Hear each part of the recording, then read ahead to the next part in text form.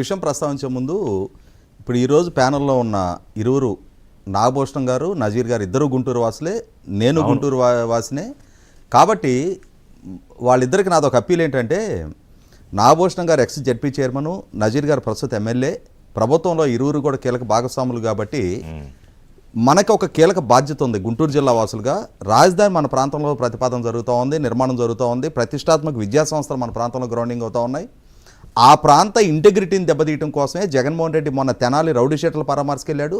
నిన్న రెంటపాళ్ల సందర్భంగా సృష్టించిన విధ్వంసం చూసాం మనం. దాదాపుగా ఒక 20 సంవత్సరాల క్రితం నాటి రౌడీయిజం వాసనలు వాళ్ళ మన దగ్గర లేవు. పల్నాడు ప్రాంతంలో ఉన్న ఫ్యాక్షనిజం కూడా క్రమక్రమంగా తగ్గుముఖం పడతా ఉంది. మళ్ళీ తిరిగి హింసావాదం వైపు నెట్టాలి జిల్లాననే ఒక ఉద్దేశంతో అతను ప్రయత్నం చేస్తూ ఉన్నాడు. 17 మంది శాసనసభ్యులు ఉన్నారు, 3 పార్లమెంటు సభ్యులు ఉన్నారు, 3 మంత్రులు ఉన్నారు, ఒక కేంద్ర మంత్రి ఉన్నారు. మీరు మొన్నటి గ్రాడ్యుయేట్ ఎమ్మెల్సీ ఎలక్షన్ కూడా రాజా గారు గుంటూరు నుంచే నెగ్గున్నారు. మీరు బాధ్యతగా ఎట్టి పరిస్థితుల్లో మళ్ళీ ఈ విధమైన ఉన్మాద పోకడలకు పోయే జగన్మోహన్ రెడ్డి వైఖరిని మాత్రం ఎంటర్టైన్ చేయడానికి వీల్లేదు. కఠినంగా వ్యవహరించండి, అధికార వ్యవస్థను బలోపేతం చేయండి. నిన్న పోలీస్ డిపార్ట్మెంట్ చాలా నిష్క్రియాపరంగా కనపడింది. వాళ్ళు ఆంక్షలు అయితే పెట్టారు కానీ దాన్ని అమలు చేయడంలో అట్టర్ ఫెయిల్యూర్ కనిపిస్తూ ఉంది. ఈ విషయంలో జిల్లా విషయంలో మోర్ రెస్పాన్సిబుల్ గా ఉండాలని చెప్పని కోరుకుంటా ఉన్నా. అదే సందర్భంలో మాట్లాడినప్పుడు దీనికి చెప్తారు కానీ ఈ అంశం కులం గురించి ఇప్పుడు జగన్మోహన్ రెడ్డికి కులం గురించి మాట్లాడే నైతికత ఉందా?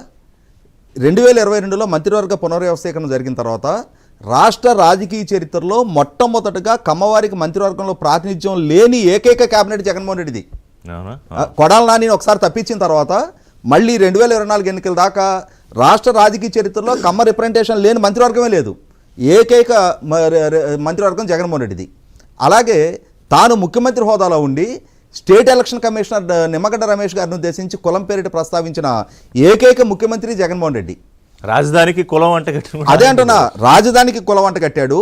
అదే సందర్భంలో ఒక్క గుంటూరు పోలీస్ రేంజ్లో డిఐజీ రేంజ్లో 26 మంది ఇన్స్పెక్టర్లకి పోస్టింగులు కేవలం వాళ్ళ కమ్మ సామాజిక వర్గీయులనే. వాళ్ళేమి రాజకీయాల్లో భాగస్వాములు కాదు. వాళ్ళు పుట్టిన కులం ప్రాతిపదికగా 5 సంవత్సరాల పాటు వాళ్ళకి పోస్టింగ్ ఇవ్వకుండా వేధింపులకు గురి చేశాడు. 2019 మే 30 అతను ముఖ్యమంత్రిగా ప్రమాణ స్వీకారం చేస్తే మే 31 తారీఖు ఏబి వెంకటేశ్వరరావు గారు లాంటి సీనియర్ ఐపీఎస్ అధికారిని నిష్కారణంగా విధుల నుంచి దూరం చేశాడు. ఈ విధంగా ప్రస్తావించుకుంటూ వెళ్తే ఎన్ని అంశాలు చెప్పొచ్చు. అసంబద్ధమైన ప్రస్తావన తీసుకొచ్చి అతను ఢిల్లీలో 37 మంది సీఎల్ని డిఎస్పీలుగా ప్రమోట్ చేస్తే అందులో 33 కమ్మ సామాజిక వర్గీయులే అని చెప్పని ప్రజలలో విద్వేషాలు పెంచాడు. వాస్తవంగా తను ప్రభుత్వంలోకి వచ్చిన తర్వాత తేడతలమైంది ఏంటి?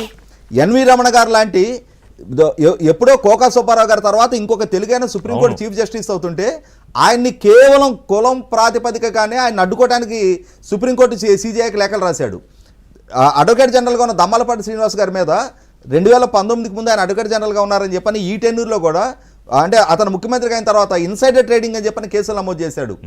జాస్తి కృష్ణకిషోర్ గారు ఐఆర్ఎస్ అధికారి, ఆయన మీద కేసులు నమోదు చేశాడు. ఎంత మందిని ఆయనకి ద్వేషం ఆయనకున్న. ఇక్కడ ఇంకొక అంశం గుర్తు చేసుకుందాం. ఆయన ఏమంటున్నాడు? వీళ్ళందరూ వైసీపీలో ఉండటం పాపమా అంటున్నాడు. వైసీపీలో ఉన్నారు కాబట్టి వాళ్ళని ఎవరిని చంద్రబాబు నాయుడు గారి ప్రభుత్వం లక్ష్యంగా చేసుకోవాలా. వాళ్ళు తెలుగుదేశంలోనే ఉండాలి అని చెప్పని ఆంక్షలు ఏం పెట్టలా. కానీ వైసీపీలో కాకుండా తెలుగుదేశంలో ఉన్నారు అన్న ఏకైక కారణంతో నల్లమిల్లి రామకృష్ణారెడ్డి గారి మీద హత్యానేరం మోపి జైలుకు పంపించాడు.